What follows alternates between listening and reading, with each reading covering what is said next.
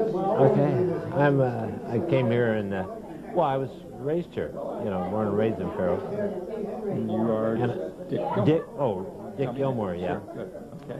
And I went to Farrell's Grammar School and San Juan High School, which was the only high school around the area at the time.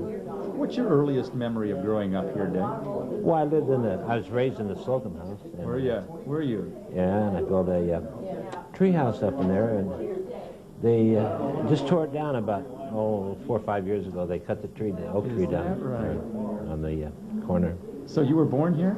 In Farrell. Well, I was born actually in Carmichael, and then we moved out to, that was my grandmother's and grandfather's home there. The Slocum house? Yes. I did not, was that the Slocum family then? Yes. Oh, Yeah, that's my grandfather and grandmother. Is that right? Mm-hmm. Were they the first of your family to come here?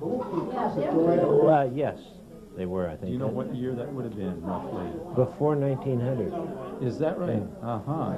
And then my dad, the Gilmore family, came here to San Jose from Minnesota, and then they came shortly after that, around the turn of the century. They came from Minnesota to San Jose, and San Jose to Farrell. And so you went to practically across the street there to the school? No, No? they didn't. The school was there, but they had closed it down. Oh, is that and right? I went to Farrell's Grammar School. Oh, did you? Over where it is now? Right. Okay. And you went to the 8th grade, and then went to high school for 4 years. Sure. What do you remember most about when you were younger, going to school there? Well, I remember mostly we used to go down and play football in the park in the plaza down there in the middle of town. And then the home supply, they used to call it the bread box boys. They used to have a bread box. They used to deliver the bread and put it in this locked box early in the morning, and then the store would come and open up and take the bread out and put it on the shelves. The home supply company. Oh, is that right? And all the young people used to hang around there. Sure. You know, they call them the bread box boys. Is that right? And then the Stark's Pharmacy was on the corner where Feingold's is now. And it was prior to that, it was a bank. And then it was the irrigation district after that. Was the pharmacy kind of a central point for the kids? It was Stark's, yeah. It was a soda fountain. Yeah. And the one thing that stands out in my mind was that Max Bear used to do his road work through town in Fair Oaks, and he'd run through, and all the kids would gang around when he'd come running through, and he'd come in the drugstore and he'd line all the kids up, and you could order anything he wanted, and he'd pay for it. About what time period would this be in? Well, must be in about 19, maybe 35, maybe. Yeah. And then you went, when you finished your education, you went on and went to work for the government. I went to service. Then came out of the service and went to work for the Postal Service. While I was going to college, going to Sacramento Junior College, which was the only college in the area. And I went there for a couple of years, and then I was working at the same time at the post office in Sacramento.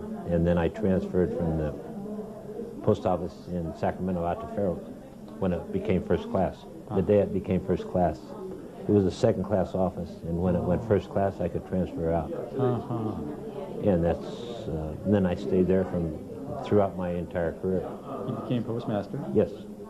Is it true that mailmen know all of our business? They know a good portion of your business by the mail you get, I'll tell you that. And the postcards that they read. Right.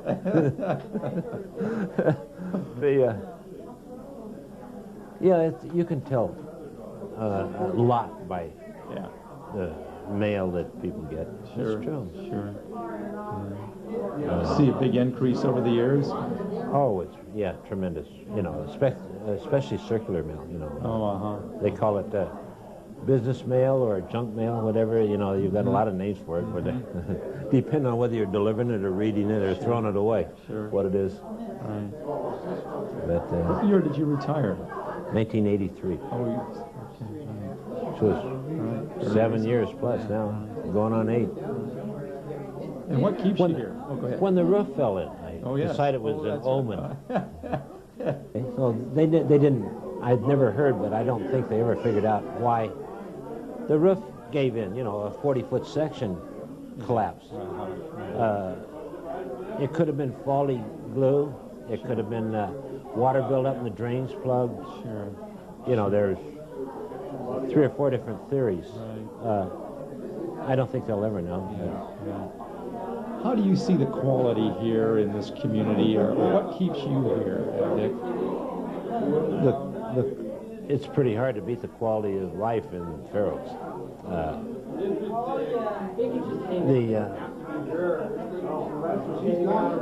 The people and the area, the weather. Where else are you going to find all that? You know, it's got everything as far as I'm concerned. I've been to a lot of different parts of the country, and I never found any place I'd rather live than Fair Oaks. I know, we're not You at the know, right time yet. It's just kind of nice, especially since I was raised here. Thanks.